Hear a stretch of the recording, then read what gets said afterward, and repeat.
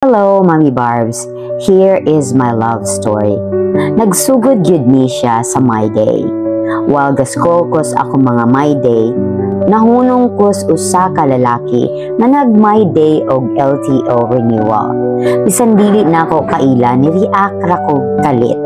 Ni kalit pud siya message na ako, Mommy Barbs.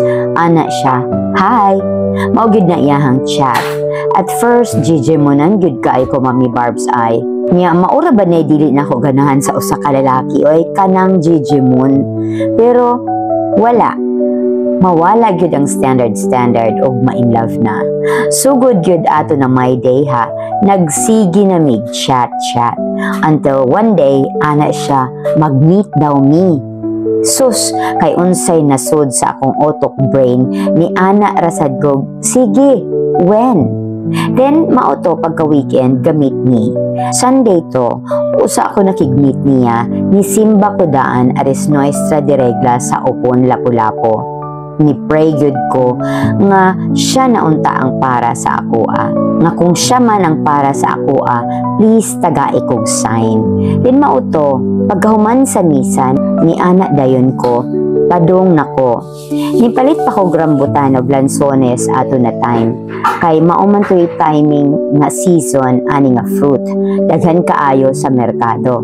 Sus, katawanan kaayo, Mommy Barbs. Nahabilin pa gyud ako mga pinalit sa kakulba.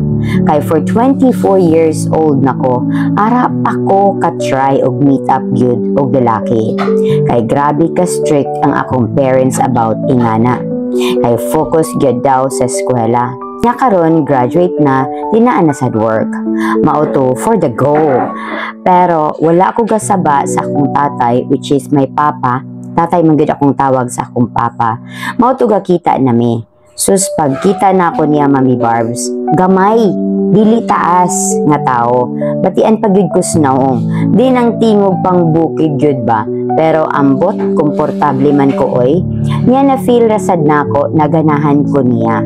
Sugod ato, nagkita na sad mig ikaduha.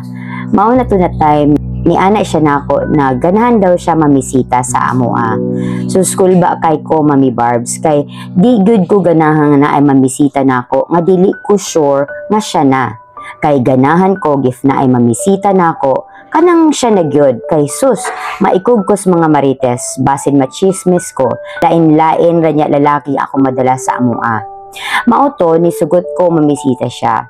Sa dili ka mo to, Mommy Barbs, na akong tita, tito, akong isa ka igagaw, o akong mga suod ni higala sa silingan, nga ni adtos amuha. Mura gyud nga ay namalay sa amuha, mauto ganahan rasad si tatay niya, kay tarong raman sa daw na lalaki based sa iyahang pag-observe. Ug nagkaistorya pod silang duha, real talk. Approve ra daw siya. Mauto, saway paglangay-langay after 4 months, namalay dayon siya sa amuha. And karon, naa na mi baby nga lalaki, turning 5 months na siya tomorrow.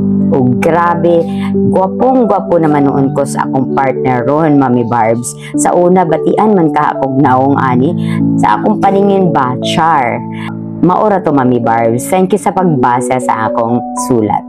Wala sa itsura ang pagpili sa sakto nga lalaki. Ang relasyon dapat dili base sa physical nga aspeto. Tungod kay ang pagpakigrelasyon base man sa katuyuan sa Dios.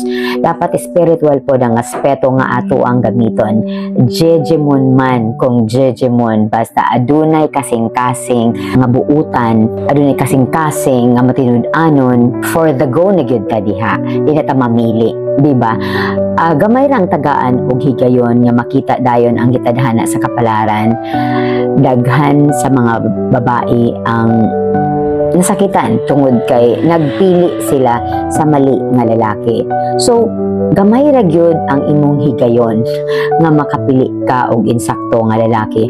Busa ikaw pagpasalamat sa Ginoo kay gitagaan ka sa insakto nga amahan sa imong mga anak. Ang giganahan ako sa imo ha, tungod kay ni adto ka nagsimba gyud ka before ka nakakita na ng lakiha, nangita ka sa senyales gikan sa labaw nga makagagahom kung mao na ba gyud ni para nako no ang ang pinakaunang aspeto nga pangitao nato sa usa ka laki mao ang kakayahan sa pagpalambo sa pamilya.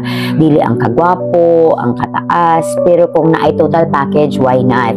Di ba kanang mala Richard Gomez, why not?